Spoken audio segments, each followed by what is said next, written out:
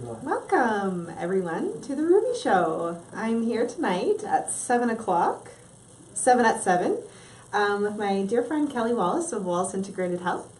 We are here to discuss how yoga and naturopathy can intersect and interconnect and create a little bit more of a holistic human. So, Kelly, why don't you tell us a little bit about what a naturopathic doctor is? Yeah, for sure. So naturopathic doctors are primary care physicians, which means you don't need a referral to come and see us, and we treat pretty well everything that you would your family doctor for: colds, allergies, earaches, upset stomachs. But where we really excel over the traditional medical system is with the chronic stuff. So I always say to people, if you're in a car accident, don't call me, call 911. If you think you're having a heart attack, call 911. That's what they're there for. That's what they do really well. But if you have something like irritable bowel syndrome, or if you're tired all the time, or if you're struggling with something like eczema or high cholesterol and you want some nutritional advice, those are things that I'm really good at. And to be honest, your family doctor probably doesn't have a lot of time to talk about dietary changes with you because of the way the system is. Okay, so you take some time. What does a consult look like with you? The first time someone comes in, it's a little bit longer. For an adult, we usually book an hour and a half. For a child, probably about an hour, and go through their whole health history, everything that's been going on, what their major concerns are, why they're there. Do a basic physical exam as well, all the usual stuff you're used to: check your blood pressure, look in your ears, listen to your heart, that sort of thing. Sometimes I'll run some tests depending on what's going on, and if somebody's already had testing done or not, I may just get copies of those. And once I've got all that information about them, then I'll make a plan for them. Okay. So you mentioned that well, from what I got from that, you work or you coexist, Collaborate? with a family doctor. So it's Most not of the like time, yes. you and the family doctor. It's both of you working together. Yes. That's awesome. And I've been in North Bay, and during that time I've really tried to build some good relationships with most of the family doctors here so that we can work together. Okay. Because if somebody's already had a bunch of tests done, it doesn't make sense for me to test them again for that same stuff. Might as well look at what's already been done and use that if we need to. There are some things that the family doctors have much more access to. There are some things that I have more access to. So why not get all that information together and give somebody the best care that they can have? Okay, that's great. So then as you work with when would somebody come to see a naturopath, though? When would they come instead? Well, Yeah. a lot of people come because they feel like they need a little more time, or they need a little bit more of a nutrition or a lifestyle type of approach. They may not want to take medicine for their high cholesterol. Okay. They want to see if they can change it with their diet and with their exercise. Okay. Or they might want to see if diabetes better. Or they might want to see if there's a way that they can improve fertility and get pregnant a little bit more easily without going through really expensive and really invasive fertility treatments. And sometimes things like acupuncture and nutrition can make a big difference there. Okay. So you're touching on a couple of different aspects. You touched on like diet and nutrition and acupuncture. So is that something that you do? Like you do all of those things? Yes. Yeah. Wow. So we have quite a large scope of practice, and I do acupuncture. I do a ton of nutrition with people because I like to say that that's the foundation.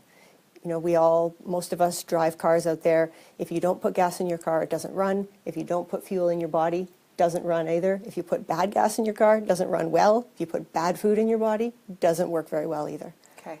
So then what do you promote?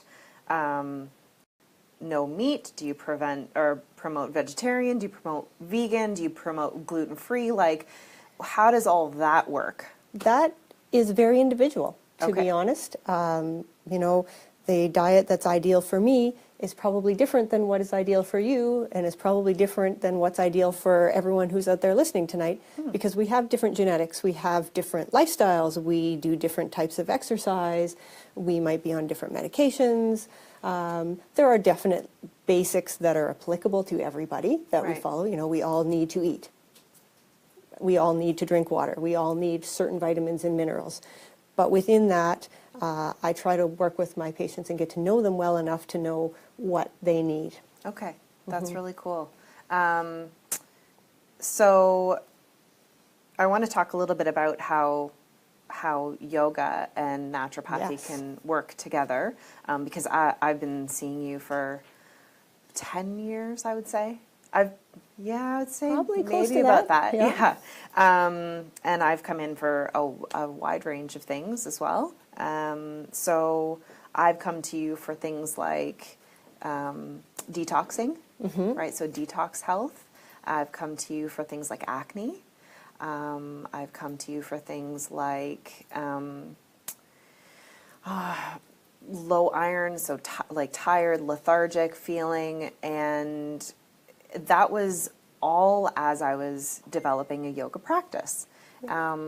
So I just found it was a very nice way to keep with the holistic approach, and you were very good at sort of guiding me into different directions, which was wonderful. But apart from like my story, what would somebody come and seek you out for, and then you would refer to them to yoga?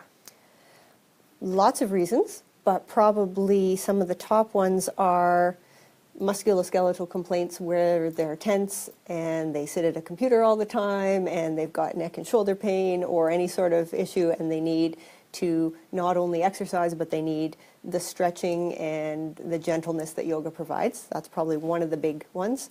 And second one is probably the stress relief component, and that a lot of people in today's society don't breathe very well. And all of you out there, pay attention right now. Are you breathing all the way down into the bottom of your lungs? Are you just using the top little piece up here? Right. And I think it was last week or the week before, who said she couldn't take a deep breath. And I think it was because she just hasn't for so many years. So I recommended yoga to her because that action of learning to breathe while you're also doing some gentle exercise, I think is really helpful for a lot of people. Cool. And I think we wanted to talk about the whole adrenal connection too. Yeah. Kelly and I sat just briefly with each other before this, and a little bit of connection as far as naturopathy and yoga. And yes, I think it's so cool that in yoga I teach people to breathe, because breathing helps to manage stress. And then that's what you're touching on, right? Breathing helps manage stress, but it goes a little bit farther. It goes to anxiety, and it goes to sort of, when you breathe deeply into the diaphragm, you're also stimulating your internal organs. And then that's where you come in with the gut health, right? Right, absolutely. And that it's no secret that most people in North America these days are under a lot of stress. Yeah. That's pretty well a given. And when we're under a lot of stress, we make different hormones than when we're not under stress. And those hormones come mostly from our adrenal glands. So if we're making them all the time, our adrenal glands can get burnt out in a way. So doing something that puts you out of that fight or flight mode and into that parasympathetic rest and digest, relax mode, which yoga is great for, meditation is great for, just walking in nature is great for, taking a bath. There's lots of ways to get there, but most people don't do it enough. And when we're not in that state regularly, we call that the rest and digest. Right. Then your gut isn't working properly either. And I think it's no surprise that we're seeing this rise of irritable bowel type of symptoms and a lot of, acid reflux and a lot of issues with this, that if we were to manage stress better, plus eat better, we would see a lot of those things get better. Here I am taking a very big deep breath in. And then there's the newer connection, and this gets me really excited. I'm going to bounce off the chair here. With the gut and the brain, and probiotics and good gut bacteria, and that everybody's heard about probiotics on the Activia yogurt commercials and the people dancing around. Little belly dancers. Exactly. Yeah. And we think of probiotics for digestive health, but a lot of the newer research is showing that if we don't have the right gut bacteria, we don't make the right brain chemicals, and we're more prone to anxiety, we're more prone to depression, kids are more prone to things like ADD and ADHD, adults are more prone to even serious things like schizophrenia. So really, getting that gut healthy goes a long way towards our mental health. And so that it all ties in. Right. The whole relaxation, breathing well, having the good gut bacteria to make us what did you call it? A holistic human? Holistic human. I love that. Yeah, I really like that too.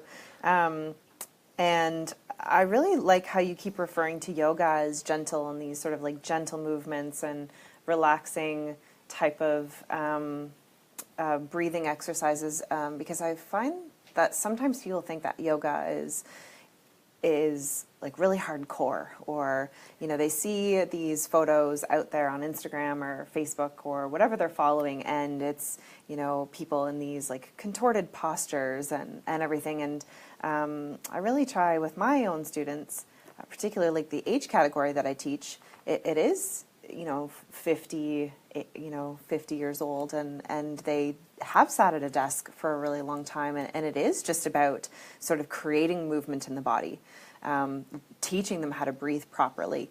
It's not these overexerted yoga postures. So I'm really happy that you keep saying like gentle yoga. Right. Yeah. And when you refer to people, or when you refer people to yoga, you're referring them to gentle yoga classes or even restorative yoga classes.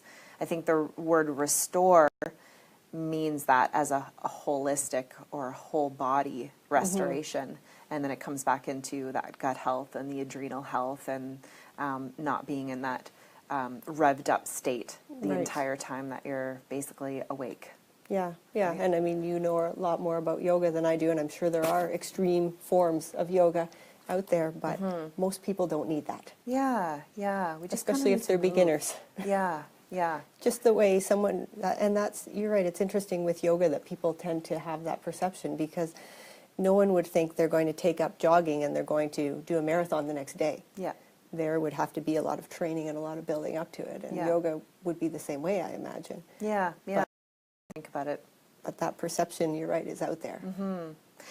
So you touched a little bit on Oh yeah. hormones, and I know that you do hormone testing, and this is something that I wanted to ask you about because I don't know the first thing about hormone testing. So would you explain that to me a little bit? Yes, and hormones is another area that I'm really passionate about. And not to say anything bad against all the men out there, but I think that a lot of the patient population I see are women, and a lot of women these days have a lot of hormonal issues, and unfortunately the traditional medical system isn't very good at helping them with that. And so a lot of women, I think, are being shortchanged and not feeling as good as they should. Gets passed off as that's normal when you're aging, that's part of menopause, you're supposed to feel that way. Right. And you know what? You're supposed to feel good. Yeah. And there are ways. So as far as the testing, what I do is, if it's warranted with somebody, I can test all of the female and male estrogen, progesterone, testosterone. I can test the adrenal hormones, the cortisol, those different things. We test them in different ways. Blood testing is good for certain things, but it's not very good for others. For example, for cortisol, which is a stress hormone, most people get stressed out about a needle. So when you go to get that tested in blood, it's not very good. The blood also doesn't necessarily show you what's actually getting out of your blood into your organs, which is where the hormones work. Right. So I do a lot of saliva testing. When we look at the saliva, we're seeing what the active amount of the hormone is Cool. in the body. And it's also a lot less invasive, so people can do it at home. Very And cool. you spit in the tube, and then we send it off to the lab. The newer form I'm just getting into as well is testing in urine, and the nice thing about that is that we can look at all the breakdown products. So this is really cool for women who either are dealing with breast cancer or have a strong family history, is we can look at the different estrogen breakdown pathways, because there are 3 different pathways, and some of them we know are a lot safer, and others are much stronger breakdown pathways, and if you have a lot of those particular estrogen breakdown products, your cancer risk is going to be higher. So we can assess that and say, look, you're a really good, essentially, detoxifier of estrogens, Cool. or you're not. And then we can also adjust that, because there are different herbal products, there's different nutrients out there that can upregulate some of those pathways and downregulate some of the other pathways. Cool. So That's really neat. I've been doing a lot of that. The urine stuff is fairly new. I've just been doing that for a couple of months now, but the Yeah. saliva I do quite a bit, especially for women who are dealing with either fertility issues or menopausal type of issues. Yeah. A lot of those things, and we can certainly help people feel a lot better. Good. I love that. We are just, if you're kind of just tuning in now, we're here with Kelly Wallace. We have been talking a lot about how yoga and naturopathic medicine interact and interconnect with each other to create a little bit more of a holistic human. We've talked about breath and how breathing or lack of breathing can create stress in the body, and how movement and exercise, hence yoga, gentle movements, can help with or help combat adrenal fatigue. Correct. We really want to take questions, and I think I got a question right here, and the question is, Kelly, what are the effects of eating sugar?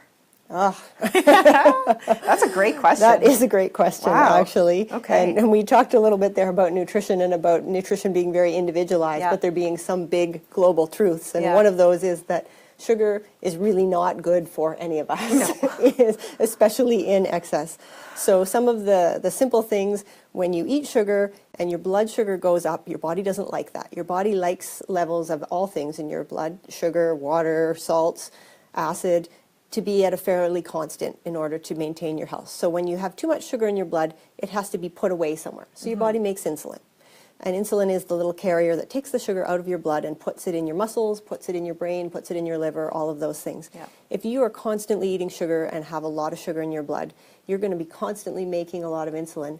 And eventually, it's kind of like the little boy who cried wolf. The body cells stop responding to all that high insulin. They're like, oh, this is normal. We don't need to rush about this. So you become what we call insulin resistant. And that's the first step down the road to diabetes. Wow. But it's also type 2 diabetes, that is. Yeah. It's also a big risk factor for things like high blood pressure. We're starting to see even things like Alzheimer's seem to be linked to insulin resistance.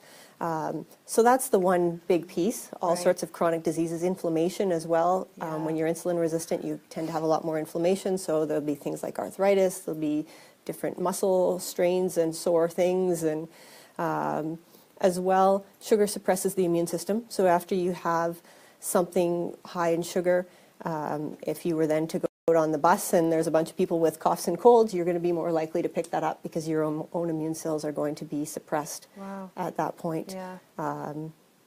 And by those same mechanisms with the whole insulin resistance picture, you know, we start to see people who are overweight. We start to see hormones going off as well. The adrenals don't like to have sugar levels spiking up and down all the time. When the adrenals start to get unhappy, the thyroid starts to go off. And the thyroid is something else that I'm pretty passionate about because there's a lot of people out there with thyroid problems who are not feeling optimal. Okay. So Okay. that's something else I deal with a lot, is working with people who may already have diagnosis of a low thyroid but are not feeling good yet. Yeah.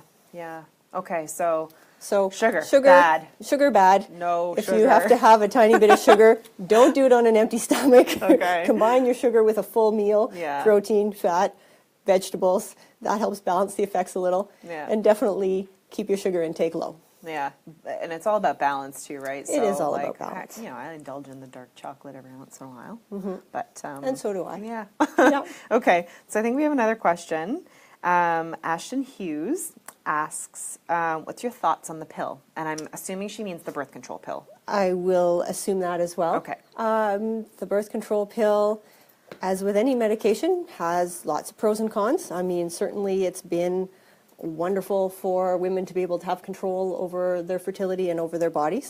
The pill does often have a lot of side effects for some people, because what the pill does is it basically stops you from making your own hormones, and it just gives you this artificial low level all the time.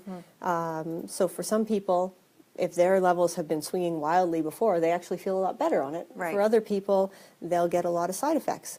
Long term, we know there's risks to the pill, increased risk of blood clots, increased difficulty conceiving once you stop taking the pill, some of those things.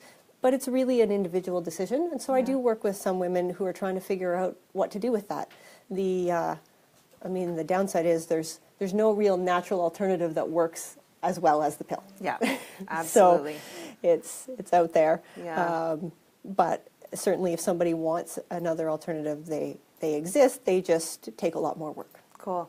There's another question too, and it's something like anyway, I'll go to this next question because maybe that's a question that I can just ask you on my own. Okay. So Amanda Sutton asks, what are some of your top tips in terms of nutrition for young women experiencing PMS symptoms? Hold on. Like sugar cravings and acne, and then just etc. So. All right. Yeah. Well, I think that's a big question. That is a big question. Yeah. So I'll try and keep the answer not too big, but it is a good question because nutrition can make a big difference in some of those things. Sugar cravings, one of the best ways to combat sugar cravings is to have regular meals with adequate good quality protein and good quality fats. We as a society tend to be a bit phobic about fat because in the 80s and 90s we were brainwashed by the media to believe that all fat is evil. Yeah. And certainly our human bodies need good quality fat. So having good balanced meals with protein, fat, and fiber can certainly help with sugar cravings. As far as acne, cleaning up the chemicals in the diet and the sugar in the diet and eating more organic food often goes a long way. Acne is, the skin is one way the body cleanses or gets rid of stuff, detoxes. Okay. And so when things are not moving well through the kidneys and the bowels, often it comes out through the skin. So making sure that you're keeping your diet, keeping your personal care products as clean and natural as possible, making sure that your bowels and your kidneys are working well too, can go a long way to helping with acne. That's cool. Yeah, that's a big question too. And I'm assuming it's probably really individualized for the woman. For sure. Right. And that's where hormone testing can come in. Hormone testing Very can come cool. in. And individualizing the diet a little bit can come in there too. That's really neat. Okay. Yeah. So Mary Lynn Cooley, hi Mary, asks, any advice how to prevent yeast infections for women? Wow, that's so good. Yes. Yeah. Well, we're back to sugar again. Okay. Yeast needs to eat, just like everything else. Yeast loves sugar. Yeah. So if you're prone to yeast infections, definitely avoiding sugars.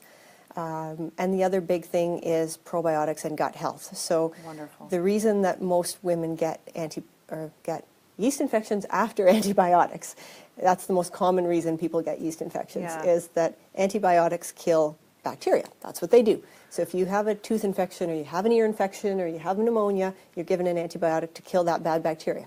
Great, fantastic, does what it's supposed to do, but it's not selective. It doesn't go right to your tooth and just kill those bacteria. It kills all the bacteria in your body. So now you've got your gut, which is supposed to be full of all these helpful bacteria, that all of a sudden is pretty empty and sterile, just like your garden in spring before you plant anything. Things can grow. Yeah. Yeast, which is a totally different species, isn't killed by antibiotics. All of a sudden it's got all this space, there's no competition, it takes over. Yeah. Wow, so it's, okay, so I'm going to ask my own question now, and then I'm going to come back to this other question that just came in, because there was a question posed about birth control, and then the symptoms of PMS, and then the symptoms of yeast infection. So going back to the birth control, does birth control lead to a systemic yeast buildup in the body? It can.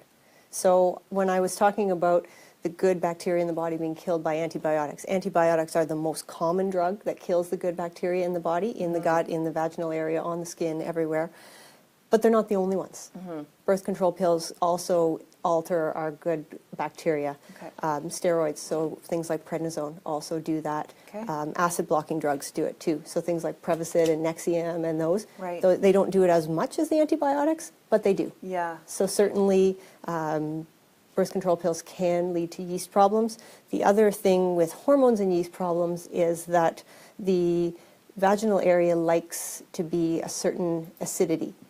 And as our hormones fluctuate through the month, just before a woman's cycle starts, her acidity usually changes a little bit, and yeast loves that. Yeah. So it tends to be a cyclical thing for a lot of women. Okay, cool. Yeah, I wondered about that connection as far as the birth control. That was just my own question, so I will ask somebody else's question. But thank you for answering that. I appreciate that. So Jennifer Lamette Brown asks, what are ways to boost your immune system to help prevent colds and flus?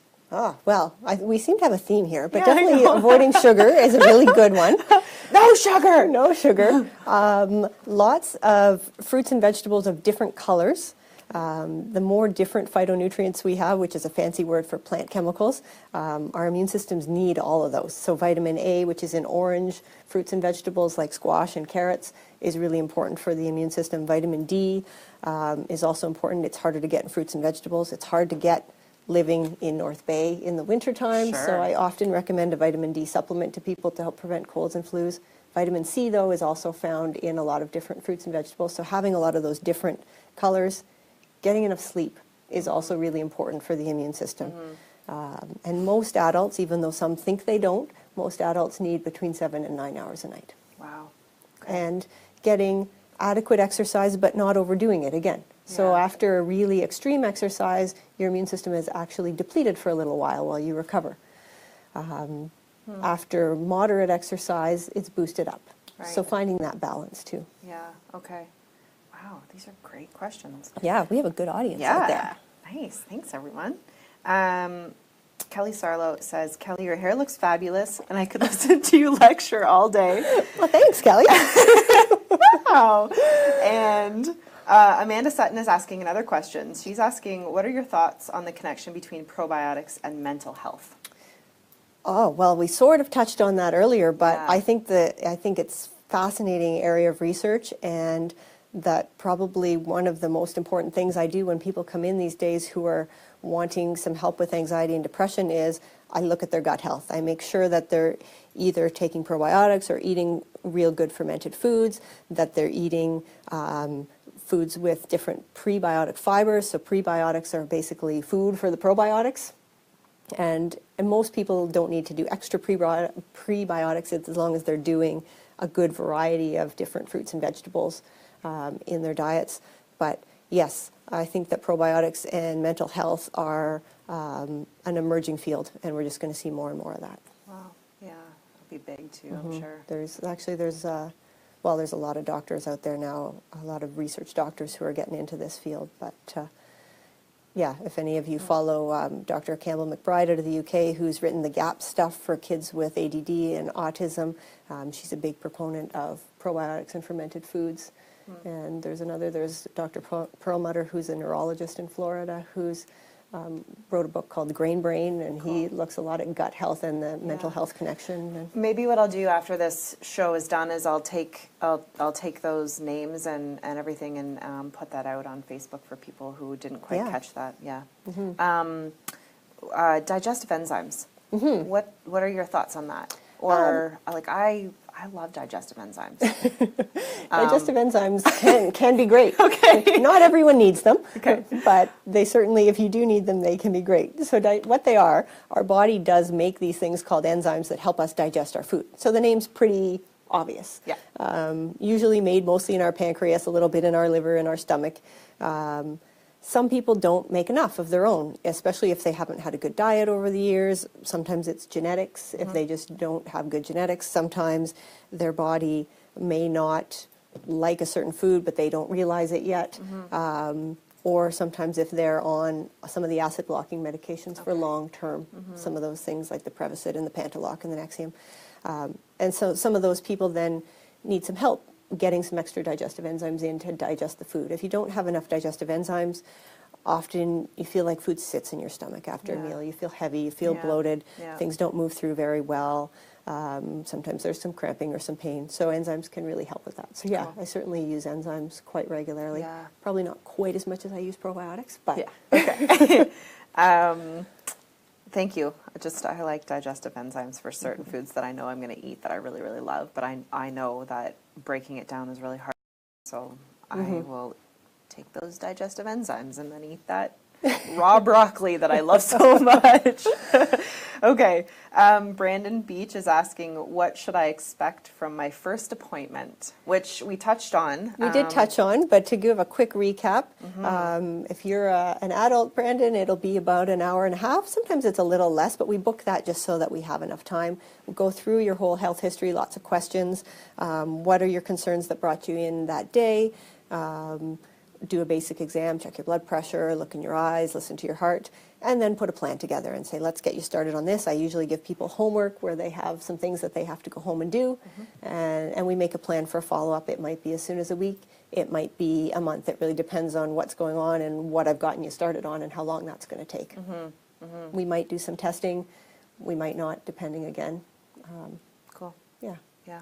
The other testing, which I think we were going to try and talk about, but we haven't yet, is We haven't. the food sensitivity testing. I know, it's on my list. We've been talking about hormones. Trying to get through everything. Yeah. Since we're talking about digestive enzymes and different things, that is another test that I do a lot. Food sensitivity testing. Okay. So it's a little different than allergy testing. Allergy testing, if you talk to an allergist, a true allergy is an immediate reaction. It's mediated by a certain part of the immune system. And that's where you're going to go down to see an allergist in Orillia or Barrie or somewhere south, because we don't have any here.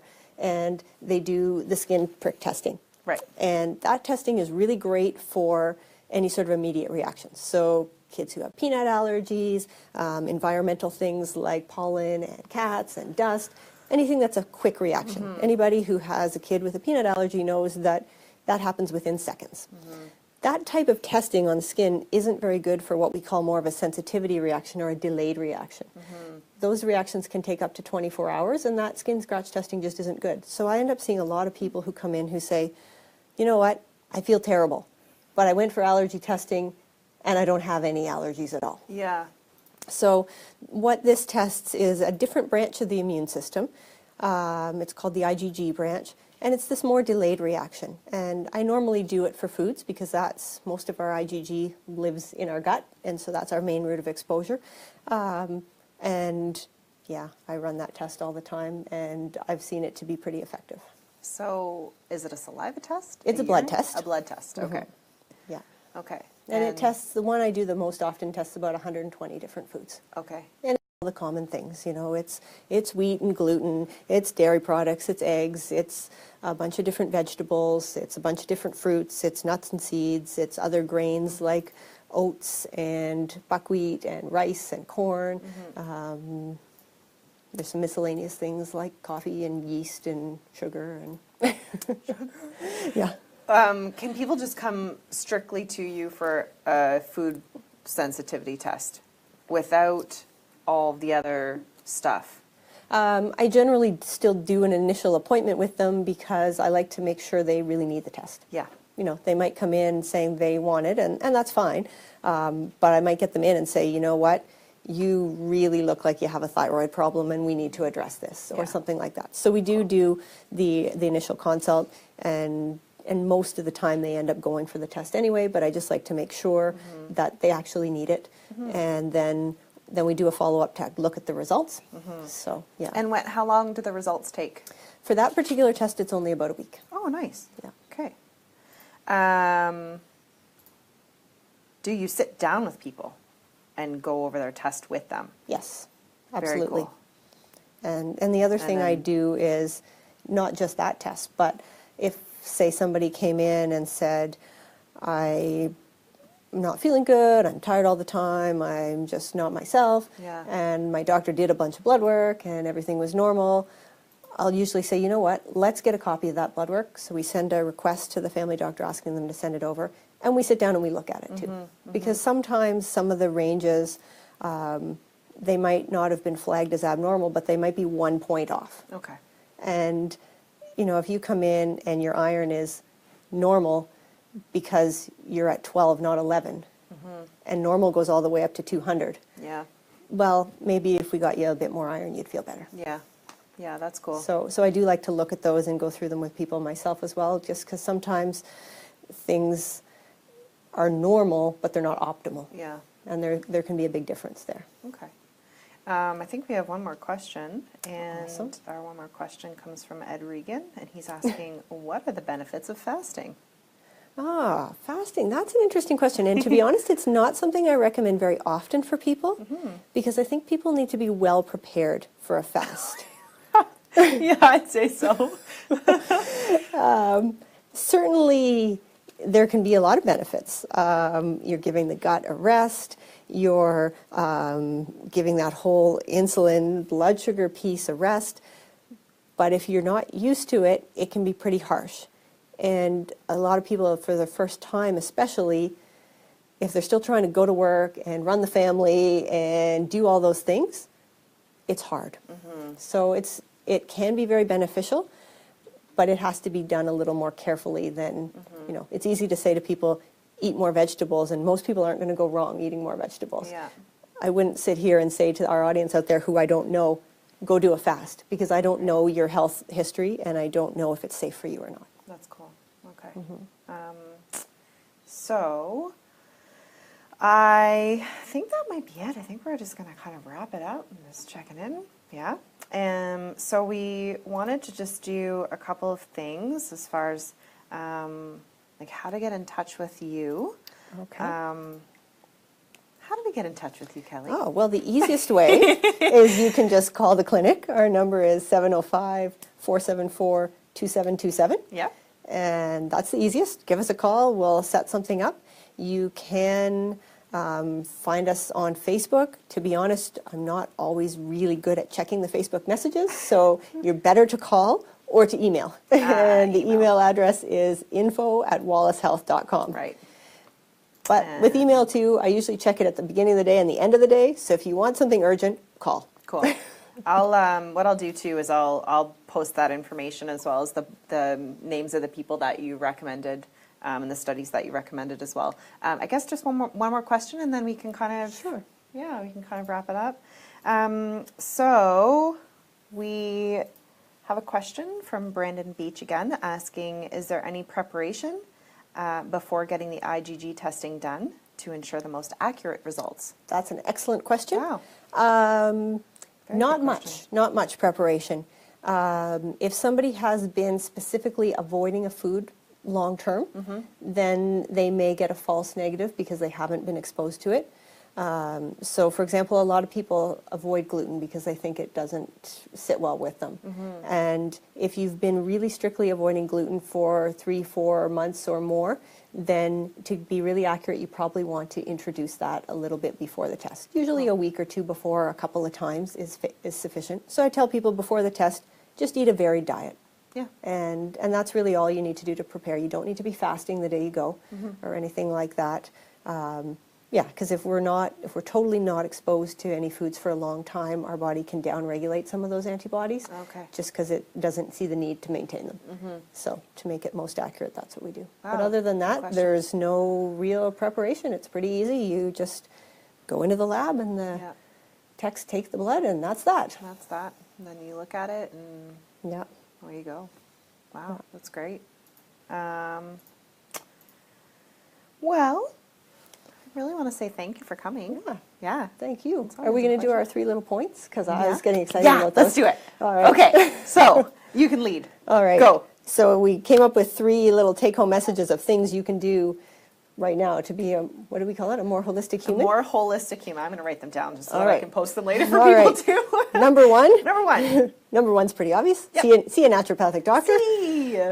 Number 2, move your body. Move. Every day if you can. Yoga, I love yoga. Walking is another wonderful exercise that just about anyone can do. Those are probably my top 2. Yeah. And you can certainly go from there. It's winter now. Go snowshoeing, go cross-country skiing, go downhill skiing. Yeah. Most of us don't move enough. That's number 2. Number 3, learn how to cook. I see so many people, and it astounds me. People in their 20s and their 30s, especially some in their 40s, and we start talking about nutrition, and we start talking about let's try and do more of this in your diet. I don't cook. I eat out or I buy prepared meals. You know what? Make an investment in you, and at least you don't have to be fancy. but you need to do some basics if you're going to be healthy. There's a book that I picked up from your office a while back, and it's called The Delicious Detox. Oh, that's a great one. Yeah, and I really liked it. I'm a soup person, so there's some really good soups in that, and that's sort of like what kickstarted some of my experimenting. But I was very much like that. I was like, I don't want to cook. Cooking, I don't enjoy cooking. Just getting in the kitchen. I think it was just, I was uninspired. I was uninspired, and I came from, my mom's a really great cook, but I came from a family that, it's meat's the protein, and then everything just sort of builds around it, and they were delicious meals. But then I became vegetarian, and I didn't really know like how to cook for myself. So I invested in that. Cookbook was my first one, and then a couple. Actually, I've got about 4 now that I use, and and it's creative and it's fun, and you put on some music, and you dance around and wear your fluffy slippers, and all that good stuff. I like that last point. And I often recommend to people, rather than investing in a lot of cookbooks right off, go to the library. Sure. Our public library has a lot of cookbooks that you can sign out and you can test them out. And if you like them, great, buy one for yourself. If you don't like them, fine. And nowadays too, you can find anything online. So if you're more into that world, start Googling recipes, and they can be super simple. If we build around meat, you can do a grilled chicken breast and steam some broccoli. Yeah. But you need to learn how to at least get the basics together if you want to be healthy. You can't rely on the food manufacturers to do it for us. Cool. So we want to cut sugar out. We want to start breathing. We want to make our gut healthy. We want to see a naturopathic doctor. We want to do some gentle yoga, and we want to learn how to cook. Excellent. Great list for 2017. Yeah. Well, thank you again for coming. Oh, thanks for having me. This has been Amanda and Kelly Wallace on The Ruby Show. Have a good night, everyone. Namaste.